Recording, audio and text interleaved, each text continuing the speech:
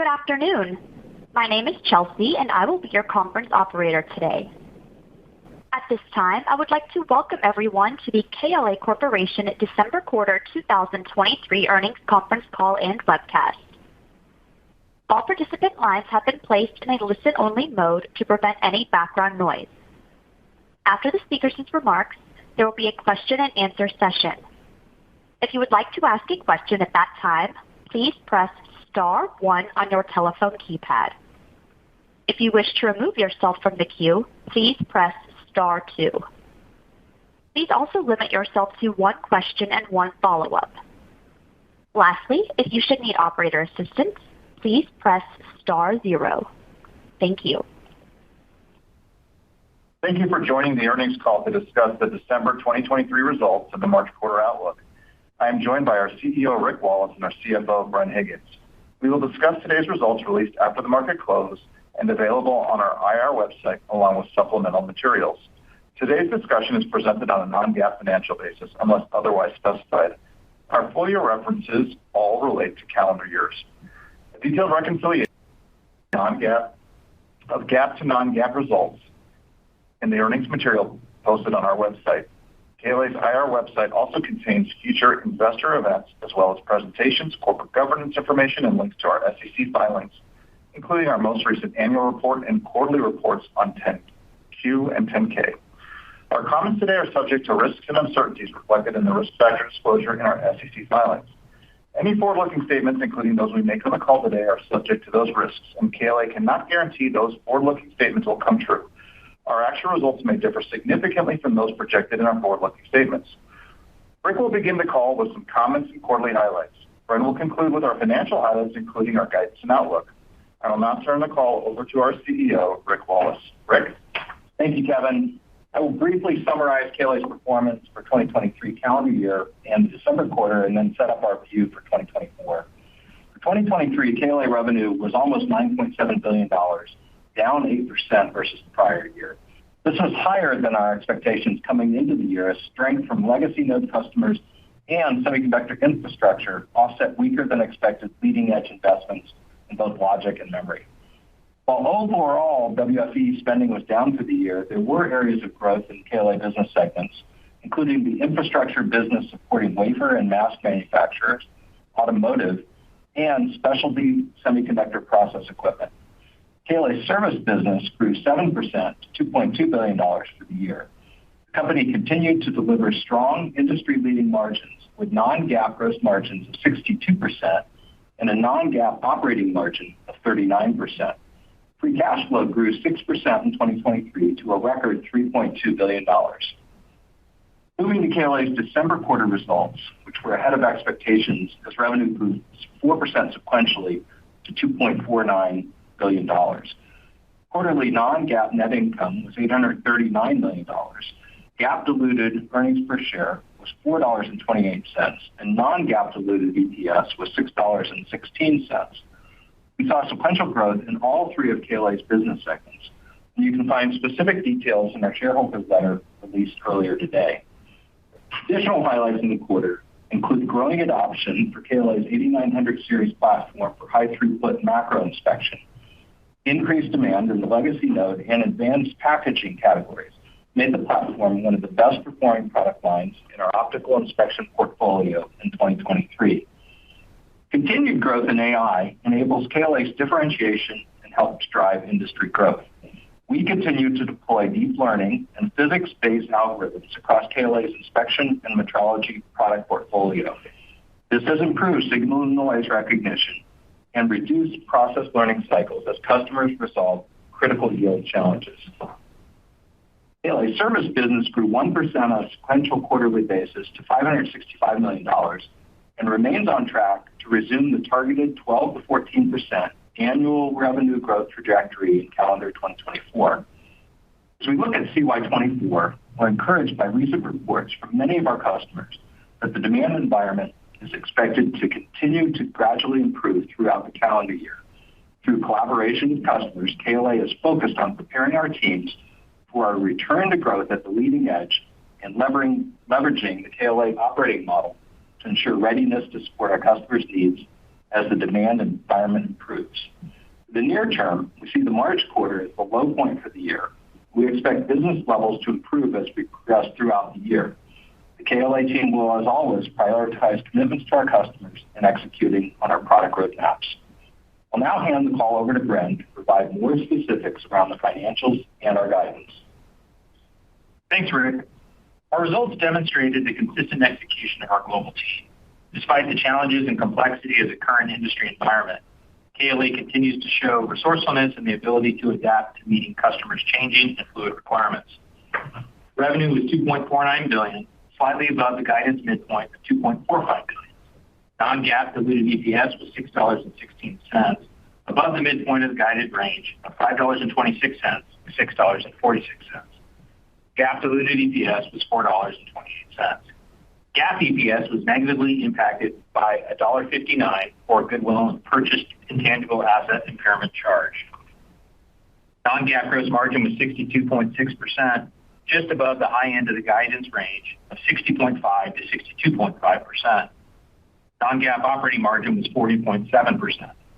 Quarterly non-GAAP net income was $839 million. GAAP net income was $583 million. Cash flow from operations was $622 million. And free cash flow was $545 million. As I just mentioned, during the quarter, KLA recognized a goodwill and purchased intangible asset impairment charge of $219 million for the PCB and display reporting unit attributed to a weaker long-term outlook, primarily for the flat panel display business. We have begun investigating strategic alternatives for this business, which accounted for 1.4% of total revenue in calendar 2023. The breakdown of revenue by reportable segments and end markets and major products and regions can be found within the shareholder letter and slides. Turning to the balance sheet, KLA ended the quarter with $3.3 billion in total cash equivalents, and marketable securities, debt of $5.95 billion, and a flexible and attractive bond maturity profile supported by strong investment-grade ratings from all three agencies. In December 2023, Fitch Ratings upgraded KLA's debt rating to A from A- with a stable outlook. Moving to our outlook, looking ahead to calendar 2024, the exact timing of a meaningful and sustainable resumption in WFE investment growth continues to remain uncertain. Though there are signs of improvements in some end markets, this improvement is off low levels, impacting our customers' profitability and cash flow generation in the near term. KLA's overall demand is stabilizing around current business levels, plus or minus the guidance ranges. As of now, this translates into KLA revenue bottoming in the March quarter, driven mostly by a customer project delay occurring in the last couple of months. Based on current fab schedules and our June quarter shipment plans, we expect sequential growth to return in the June quarter and continue for the remainder of the calendar year. For calendar 2024, we currently expect WFE demand to be in the mid to high $80 billion, roughly flat to modestly up from the anticipated level in calendar year 2023. We expect that the second half of the calendar year will be stronger than the first half for WFE investment. This WFE estimate reflects our current top-down assessment of industry demand as follows. In memory, we expect WFE investment to be slightly up from low levels, with investments focused on high bandwidth memory capacity and leading-edge node development. Both NAND and DRAM fabs are still at low utilization levels, as consumer markets have not yet returned to the growth levels needed to bring factory utilization back to the high levels seen in recent years. Once customers consume this excess capacity and focus on node migration, we would expect to see new investments. Foundry logic is expected to be slightly up, with leading-edge investment returning to modest growth levels, legacy investment declining versus 2023, and China legacy node investments remaining relatively flattish to current levels. As for guidance, KLA's March quarter guidance is as follows. Revenue is expected to be $2.3 billion, plus or minus $125 million. Foundry logic is forecasted to be approximately 60%, and memory is expected to be 40% of semi-process control systems revenue. Within memory, DRAM is expected to be about 85% of the segment mix, and NAND the remaining 15%. Non-GAAP gross margin is forecasted to be in a range of 61.5%, plus or minus 1 percentage point, as product mix weakens quarter to quarter due to lower overall semiconductor process control systems revenue. For calendar 2024, based on current industry outlook, top-line growth expectations, Higher forecasted growth in services and expected systems product mix, we are modeling gross margins to be relatively stable around the mid-61% range to what we delivered in 2023. Variability quarter to quarter is typically driven by product mix fluctuations. Operating expenses are forecasted in the March quarter to be approximately $545 million, relatively flat with the December quarter. For calendar 2024 operating expenses, we expect $5 to $10 million incremental growth per quarter beyond the March quarter, in line with expected sequential growth in revenue. Prototype material purchases can drive variability quarter to quarter. For the calendar 24 tax rate, based on current forecasts, we do not expect material changes. You should continue using the 13.5% effective rate for modeling purposes. Other model assumptions for the March quarter include other income and expense net of approximately $45 million. GAAP diluted EPS is expected to be $4.93 plus or minus 60 cents, and non-GAAP diluted EPS of $5.26 plus or minus 60 cents. EPS guidance is based on a fully diluted share count of approximately 135.6 million shares. In conclusion, we are optimistic that most end markets are showing signs of improvement. KLA will remain focused on supporting customers, executing on our product roadmaps, and positioning the company for a return of growth at the leading edge. Though visibility into the precise timing of a sustainable demand recovery is still unclear, KLA is running the business to ensure delivery of a differentiated product portfolio that meets customers' technology roadmap requirements and to execute our business in line with our longer-term growth expectations. The KLA operating model guiding best-in-class execution, KLA continues to implement strategic objectives which are geared to drive out performance. With a focus on customer success, delivering innovative and differentiated solutions and operational excellence, KLA is able to deliver industry-leading financial and free cash flow performance and return capital consistently. The past few years have strengthened our confidence in the increasing importance of process control and enabling technology advancements and optimizing yield in a high design mix volume production environment. This bodes well for KLA's long-term growth outlook, despite still challenging near-term demand trends. In the meantime, KLA business continues to stabilize, and the long-term secular trends driving semiconductor industry demand and investments in WFE remain very compelling. That concludes the prepared remarks. Kevin, let's begin the Q&A. Thanks, Bren. Chelsea, if you can just give the instructions and set up the queue. At this time, if you would like to ask a question, please press star 1 on your telephone keypad. If you wish to remove yourself from the queue, you may do so by pressing star 2. We remind you to please unmute your line when introduced and, if possible, to pick up your handset for optimal sound quality. In the interest of time, we ask that you please limit yourself to one question and one follow-up. We'll take our first question from Harlan Sur with JP Morgan. Your line is open. Good afternoon. Thanks for taking my question. It looks like relative to your prior view, the March quarter came in lower by roughly about $200 million. I know you talked about a customer project delay that materialized just over the last couple of months. It looks like based on your December quarter end market mix and expected March quarter mix that it's a foundry logic customer. Was that a leading edge or mature node customer? Was the delay more technology related or just weak demand trends? And does the sequential growth outlook beyond March assume that this customer comes back this year? Hey, Harlan, it's Bren. So, yes, as we said in the prepared remarks over the last couple of months, we had a project that we were planning to ship roughly a couple $100 million of business to that had a push out that's extended, I think, somewhere around 12 months.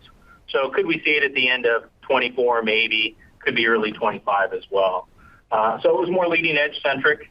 And as a result of that, as we backfilled that business with other business, we did see the percent of China go up a little bit higher than we had thought we would see when we were giving guidance at the beginning of the quarter.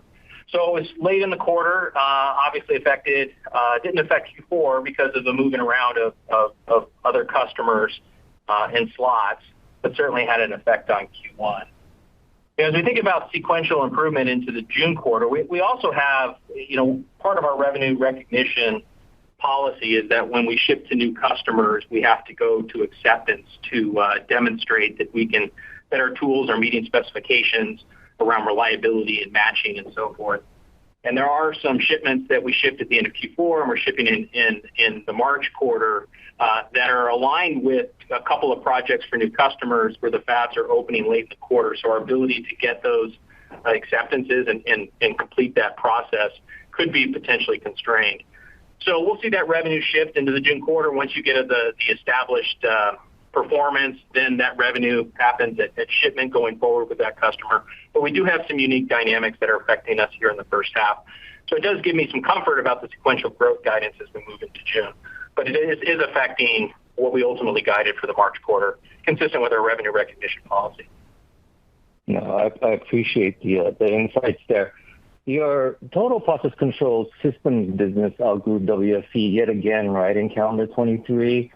Within that, inspection significantly outperformed, right? It was only down 5%, but your patterning business was down almost 20%, which is actually worse versus WFE, right? And it looks like most of that full year underperformance was due to the sharp drop-off in patterning just in the December quarter. So was that tied to the customer push-out dynamics, as you mentioned, or is it just the lumpy shipment trends in patterning?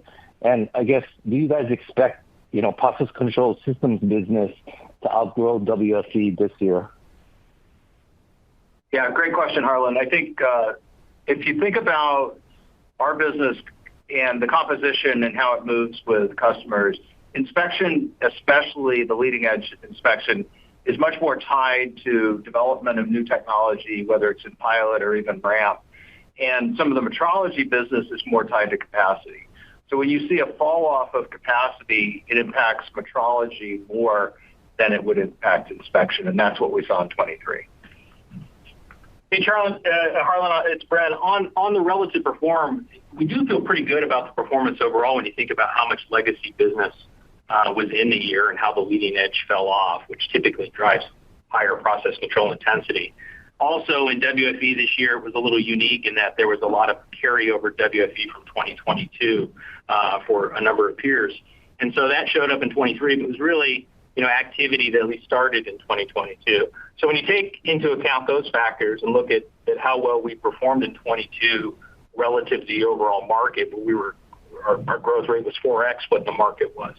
The fact that we're mostly, I think, in line, maybe a little bit better than the overall market in 23 is, I think, a pretty good indicator of the growing process control intensity that we're excited about here at KLA.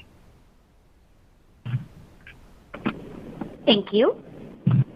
Our next question will come from Joe Quatrochi with Wells Fargo. Yeah, thanks for taking the question. I just wanted to go back to the push out. So just so I understand, if we were to adjust for the couple $100 million that's now pushed into the June quarter and assumed it was still in the March quarter, I guess, would you still expect that the June quarter would be up quarter over quarter, or would it be more flattish like we were thinking or talking about, last quarter of just the first half kind of still being a similar run rate of the business? Yeah, I think it's more the latter, right? You've got a lot of moving parts in how it affects the quarters.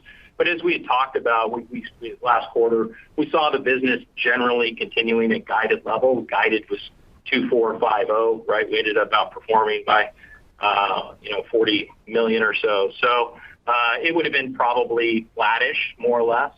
But this adjustment coming out, obviously, has the kind of impact, and I sized it earlier. So flattish, and then we would expect to see the second half start to improve a little bit. Got it. That's helpful. And then just as a follow-up, I know you'll file your 10Q probably tomorrow, but any color on where the RPO stood exiting the quarter? Yeah, so RPO was down about $200 million. I expected you to ask that question, Joe. $200 million quarter to quarter, and with about 50%, so that takes you to about $10.6 billion, 45 to 50% of it to ship beyond 12 months. And then within that, we have about just short of $800 million in customer deposits. Thank you. Our next question comes from CJ Muse with Cantor Fitzgerald. Yeah, good afternoon. Thanks for taking the question. I guess first question, can you speak to domestic China? And I guess, to what degree 23 was helped by bare wafer and reticle inspection, and your thoughts on how that progresses in 24. And I guess with mix shift to perhaps maybe incrementally more DRAM and, I don't know, in terms of the really core legacy, some shifts there, how you're seeing your kind of implied market share at 24 versus 23. So for China, CJ, I think overall for China looks pretty flattish year to year. We did benefit from the infrastructure investment that I talked a lot about over the course of the last year or so. I would expect that part of the business to come down some as some of the digestion is happening, more so on the wafer side than the reticle side. And so that obviously will get made up by what I would expect to be, slightly higher foundry. I think the memory piece will shift to potentially shift to another customer. So I could see that being flattish overall. So feel pretty good about the trajectory of China. There is some lumpiness given our ASPs, but I think through the year it'll be relatively consistent across the quarters, notwithstanding the timing of certain fab projects and construction schedules complete and so on. And then I think we'll start to see the percent come down as we move into the second half, as you see other customers drive our expected growth as we move through the second half of the year. What was the second part of the question? No, you covered it.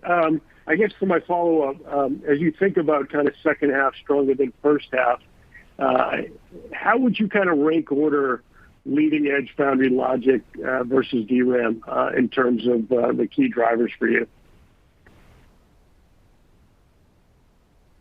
I think leading edge will be, we'll see some growth in the year. It'll be, I think, fairly modest growth as we continue through the year here.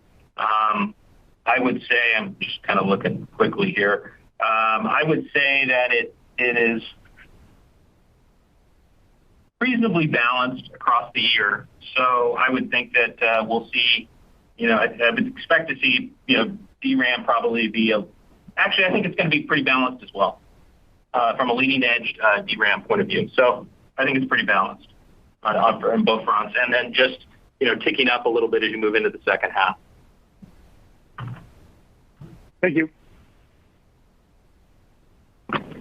Our next question will come from Krish Sankar with TD Cowen.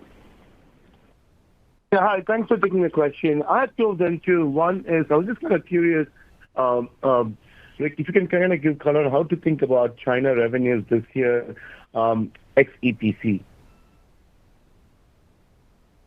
Well, Bren just covered that, but in the last question, but essentially flattish. I mean, that's the general view for China this year.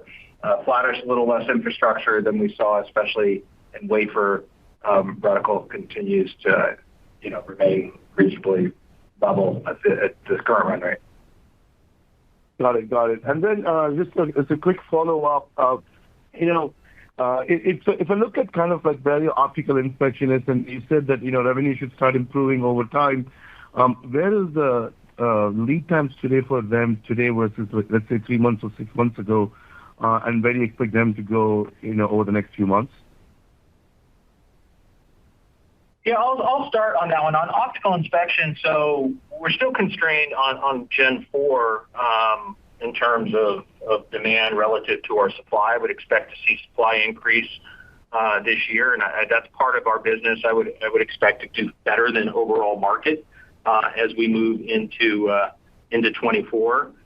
We have right now, I think, we've seen some normalization around Gen 5 lead times, which tend to be, somewhere between 7 and 9 months. But Gen 4 is still out over a year or so, but new capacity coming online. I think not enough for what we expect over the next year to year and a half, but then we have another tranche of capacity that'll come online as we move into the 26 timeframe. So we feel pretty good about what we have in terms of overall capacity, both within the within KLA and our facilities, but also within our supply chain to support the growth that we expect as we move into 25 with more meaningful WFE growth. And then as we target the 2026 financial plan that we laid out back at our Investor Day in 22. Thank you very much. Our next question will come from Brian Chin with Stifel. Hi there. Good afternoon. Thanks for letting us ask a few questions.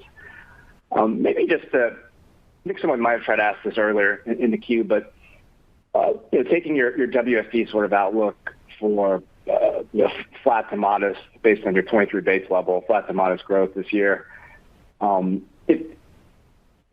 to sort of the pickup in maybe your revenue and WFE being sort of in the second half, but kind of modest, right?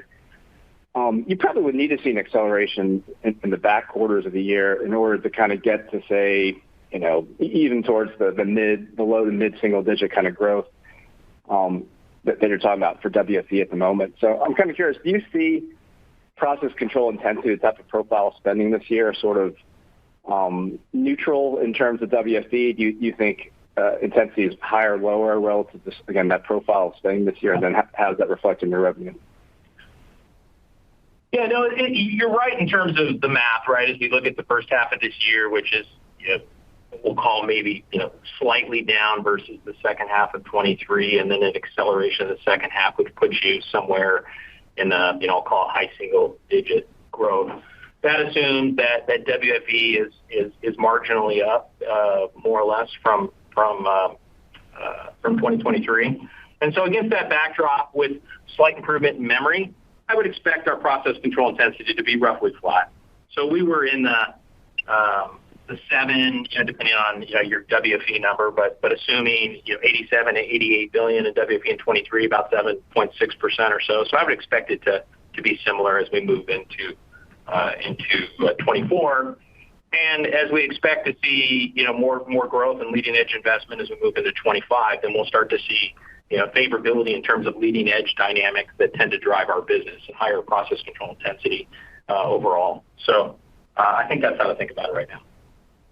Okay, thanks. And then just given that emphasis this year on memory conversions and upgrade activity, can you comment on the areas where KLA benefits and also how meaningful a benefit that this sort of spending represents?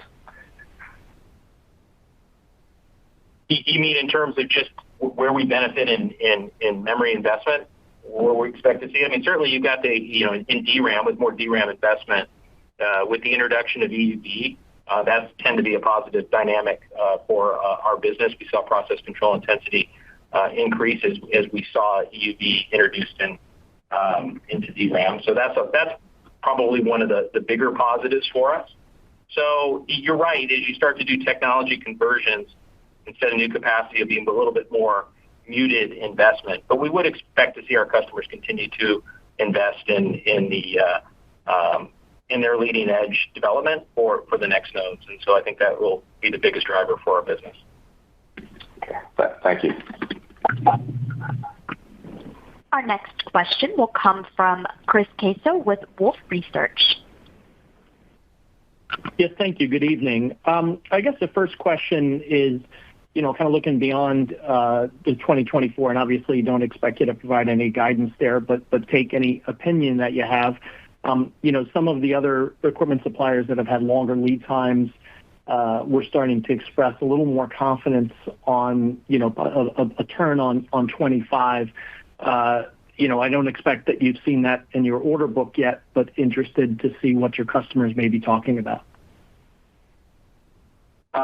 It's a great question, and we have definitely had those conversations. I think that, customers are looking at it from a couple perspectives. One, we do have long lead on the most advanced optical tools, but there's also a lot of development that we're doing right now to make those tools even better for the advanced logic ramps that are coming. So we're actually engaged quite a bit in R&D and in pilot with those customers. So we have a pretty good sense. They're all bullish about 25. I can't think of a customer that we have on the leading edge that isn't bullish about 25. But as you say, we're not going to see the orders for those yet. but we're certainly having those conversations. But more importantly, we're seeing the discussions happen around capability that we're demonstrating as they do pilot. The other thing is we're seeing a trend toward more designs, and we talked about this for the past several years. One of the leading indicators for us is the advanced designs, because that's an indicator of how broad a node is going to be. And we're seeing that continue, and that'll drive both reticle business, but also is a good leading indicator for the strength in 25. That's why, one of the objectives for the company is to prepare for growth at the leading edge, because that's what we believe will happen over the next 24 months. As Brent indicated, not the next 6 months. We should start to see the green shoots of that toward the end of the year, and then we'll see it in 25 is the way we're modeling the business and our investment right now. Got it. That's very helpful. As a startup, with regard to the foundry logic business, would you characterize, and I guess what you talked about in your WFE assumptions is some kind of slight growth this year. Is it safe to say that growth is either tied to, new node deployments and kind of technology upgrades and such, as opposed to, capacity at this point? It's a little bit of capacity too. I mean, 2023 was down, right? And so we're seeing some expansion of capacity. The big node ramps aren't really happening as much this year, which is part of why the WFE gets driven up. And you heard TSM's call, and I think, they're fairly bullish on their forecast, but we'd have to see what happens in the early parts of 25 for those ramps on especially the newest technologies. And we would expect the legacy business non-China to be lower in 24 than 23. So it's being offset. You've got some improvement with the leading edge investment offset by some of the non-China legacy falling off a bit. So that's how we get to our forecast. And we'll see as we start we're having these conversations with customers. We're certainly planning for it from a capacity point of view. And we'll see as we progress through the year, as we start to firm up, when those shipments will actually start to take place. Thank you. Our next question comes from Joe Moore with Morgan Stanley. Great, thank you. You talked about memory utilization remaining low, and I guess I feel like you guys kind of talked about that relatively early, and then you saw it kind of static. We've heard from memory customers all kinds of things about different times that they brought it down. It's like some of them brought it up. I just want to confirm that you're seeing that as kind of a steady trend, and then can you talk about how that affects the services revenue you can get from those guys? Yes, but having met with a number of memory customers recently, there's a marked difference in their tone right now. And so when we talked to them last year, it was a lot of downcast looks about because they had been ready for a much bigger consumption of memory, and now I think they're starting to turn the corner on that. We do see conversion technology, but utilization hasn't really changed much. Service continues to be higher than historically. Our utilization rates on our equipment are higher than historically, but because I think customers, even those that have the ability to flex down their utilization on our systems, have chosen not to. And so that's been a real strength for us and why services for KLA did so well in 23, and we expect that growth to resume to the numbers we targeted a couple of years ago for 24 and beyond. So I'd say the posture is different, and we expect to see that continue to strengthen throughout the year. Yeah, the customers don't have the same level of redundancy with what they buy from KLA versus a lot of process equipment. And when you're focused on trying to be as efficient with your capital as you can, you'll tend to really focus on trying to drive yield. So the way they buy process control, they don't buy a lot of extra. So as they take capacity offline for process, they tend to run process control much more consistently.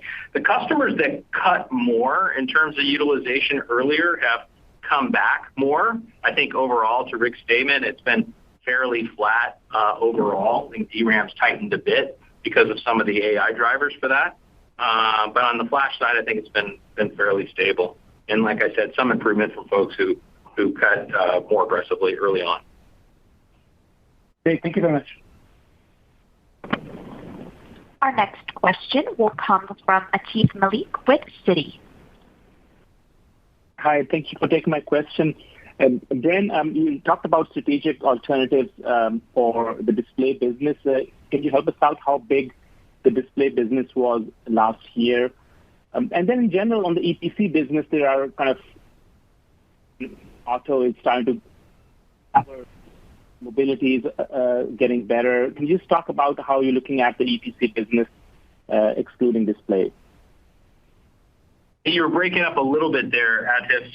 So in regards to the comments on display, it's about 1.5% of the revenue of the company, and there are parts of display that are more commodity based, and there's aspects of that industry structurally where profitability is more challenged, and then there's some interesting parts of it too in terms of some of the future roadmap opportunities and where some of the higher end customers are moving. So we'll have more to say about that as we assess the alternatives we're considering.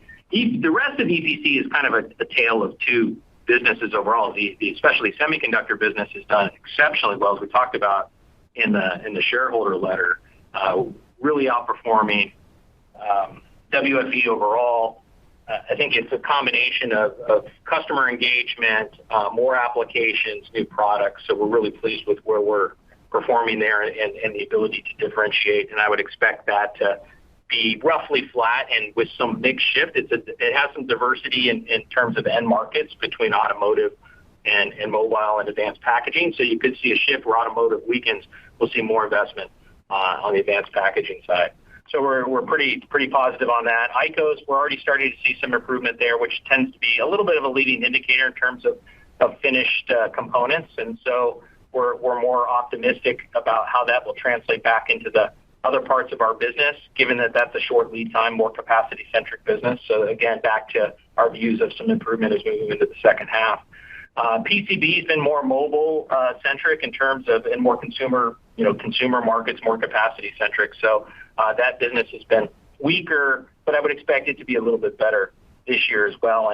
And there's some product offerings that we have coming that start to take advantage of opportunities at high-end PCB and substrates as those integrate into heterogeneous packages. So we expect the APC business overall to be up. We'll call it, mid maybe high single digits. A little less lead time over there, so a little harder to forecast off of the year we had in 2023. Great. And then as my follow-up, Rick, you talked about uncertainty in leading edge with some push out. If your foundry customers decide to focus more in putting these investments of fabs in Japan versus U.S., is there an impact to your business? Well, the work that they're doing in Japan is not at the leading edge, but it is part of their overall investment, with the exception of the Japanese company that's investing there. So I would say, yes, of course, that's a different kind of business for us. It's important, but the leading edge business that's being done in the foundries isn't being done there right now, with the exception of one. So we're talking about what we're seeing and hearing is the development is going on for the leading edge work. The question is, at what point will they be in a position to ramp that? So the reason we're confident of the growth that's coming is because of the engagements we've had, the design starts that we see, and the plans that we know that they've been discussing. So we feel pretty good about the setup as we go toward the end of the year and into next year. Thank you. Our next question will come from Charles Shi with Needham. Hi, thanks. First off, I really want to ask for some clarification about the service business expectation for calendar 2024. I think you talked about higher forecasted growth in service. Is it higher than what you thought, at the 12 to 14% this year, or you're just talking about higher growth than compared with your systems business? Just a quick clarification. Thanks. Yeah, more in line with the long-term target model of 12 to 14%. closer to the high end of the target range. And that's really being driven by, we talked about some of the improving utilizations that we expect to see as we move through the year, which, as you think about our customers, their businesses get better, they have more demand, they start to consume the capacity they have sustainability in that, and then as their profitability improves, then they start to invest in new equipment. So we would expect to see that play through as we move through the year. But we also will start to benefit from the tools that we shipped in 2021 and 2022 as they move from warranty into contract. And so that should be a driver for service growth as we move into next year. So we'll be back in line with the overall target model in terms of how we're planning for the business next year. The great thing about service is this growth that happens pretty continuously. It does have a little bit of a dilutive effect on our overall margins, which is one of the factors in the 24 gross margin color that I provided. So even if we would expect to see revenue increase a bit, I do think that you'll see a little bit of pressure on margins. Now, it tends to be, based on the way we do the accounting, accretive to operating margins. So it's at that level, it's pretty positive, but it does have an effect on the puts and takes within gross margin. Thanks, Brent. Maybe another question, maybe a little bit longer term. I think in the past you talk about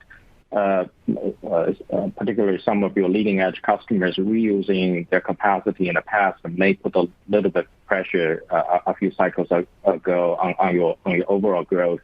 Your largest customer, I think last week we talked about maybe converting some of the 5 nanometer to 3 nanometer. We don't know whether they're going to continue to do that, but any thoughts there? And looking a little bit ahead, do you expect any sort of a negative impact going forward? Thanks. You're right. I mean, historically, customers have always tried to reuse whatever they could. There's a couple factors that impact it going forward. One is the technology that they're going to need for 3 and then for 2 is upgraded from what they have at 5. And the second one is they still have volume at 5. So the question will be, historically when this was the most pronounced was when there was a great fall off at an existing node going to a new node. So in our conversations with them and our modeling of it, we see it pretty consistent from what we've seen in the last few years, not as high as the reuse was several years ago. But that factor drives us to continuously provide more capability in the tool to give them incentive to go to the new technology or to upgrade the existing. So there's nothing specifically new about this upcoming next generation of new technology, but it is definitely something customers are always trying to optimize their footprint. Thank you. Our next question will come from Timothy Arcuri with UBS. Thanks. Brent, I wanted to ask about book-to-bill. So it's below 1 for the 5th quarter in a row. It's up a little bit. It's up to like 0.9. So you're reaching some sort of like steady state, but it's a much different dynamic what's sitting in RPO than what used to sit in backlog, because you used to have 4 to 5 months worth of backlog, and now, if you assume half of this stuff is parked outside of 12 months and half is inside of 12 months, it's not, I guess, that different than it was before, but you still have this, $5 billion plus it's parked beyond 12 months. And that was never there before. So as we look pre-COVID and post-COVID, what changed? Why is there this $5 billion worth of bookings or, RPOs just parked beyond 12 months? Because it isn't like your lead times have gone out that far. And I understand that, litho's long lead times, but litho's always been long lead times. So what's kind of changed for you? Yeah, no, I think the easiest way to think about that part of it is it's related to customers giving orders that are tied to facilities that they're planning, greenfield projects. And so the schedules are driving the orders. And so it's one of those where it isn't lead time centric. It's, the customer has a project that's going to open in 25. They want their tools when they have that scheduled planned opening. And so they've given us orders. In a lot of cases, you have some China business where you've given us orders and deposits that are tied to those schedules. So that's the biggest factor in the piece that's out. And you're right, it is a bit of a new phenomenon. I think that we started to see after the massive ramp that we saw from 19 to 22 or so. So, and each quarter it's been pretty consistent, and we've been keeping up a certain amount of that backlog every quarter, but it's been pretty consistent, and it's been roughly 50% or so.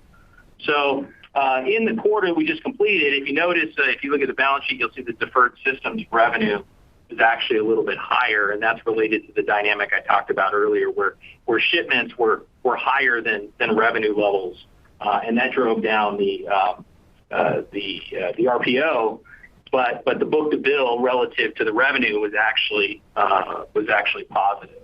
So, but I don't think that changes the nature of your question in terms of the trend line. It was a little bit better, it's kind of consistent with what we thought, and a little bit positive in the December quarter.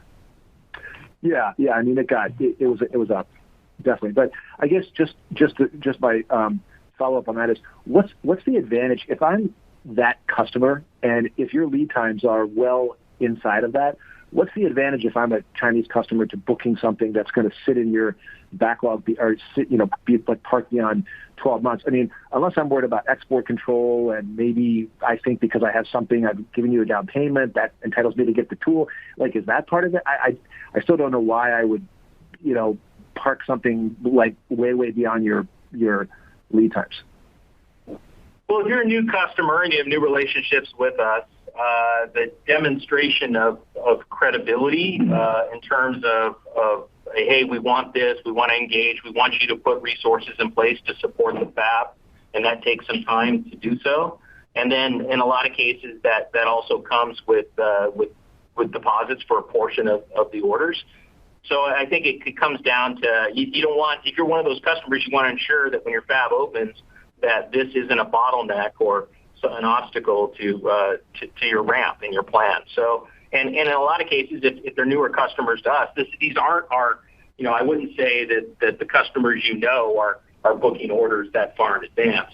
But there are certain customers that want to make sure that we're prepared to support their plans, and so they give us orders to ensure that they're credible in those plans.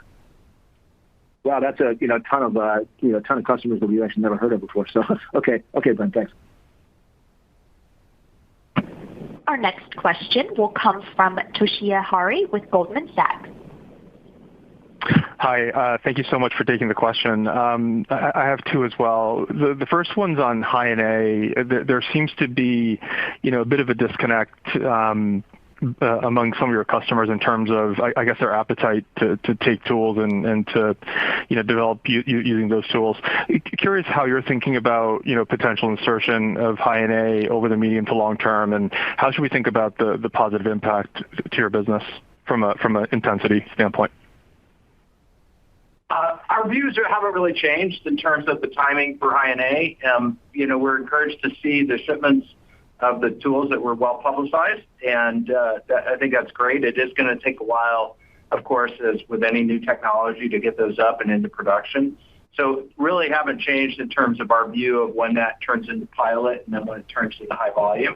But one thing that's clear is the increased adoption of EUV is good for KLA, and the broadening of it, as we see it being more applicable in memory, also creates more opportunities, not only just in the reticle space, but because we're now dealing with the defectivity challenges are greater as they start printing smaller features.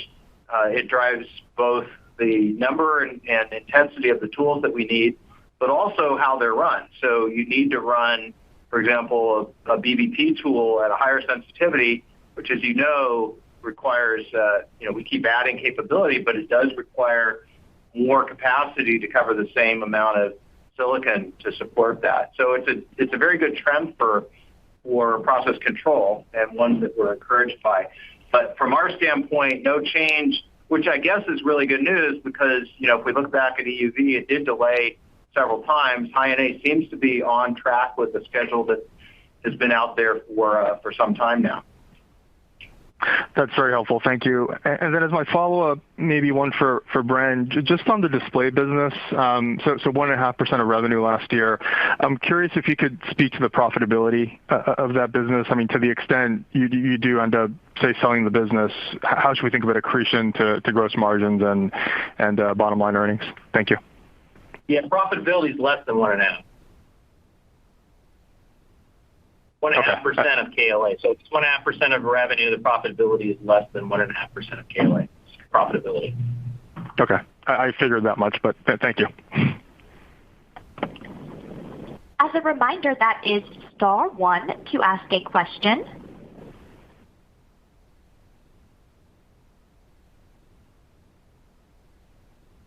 All right, and we have no further questions in the queue, so I'll turn the floor back over to Kevin Kessel for any additional or closing remarks. Thank you, Chelsea, and thank you again, everyone, for your time. We know it's a busy day of earnings, a busy week. We appreciate it. We'll be in touch with, I'm sure, all of you over the coming days and weeks. And with that, back to you, Chelsea, to provide any final instructions. Thank you.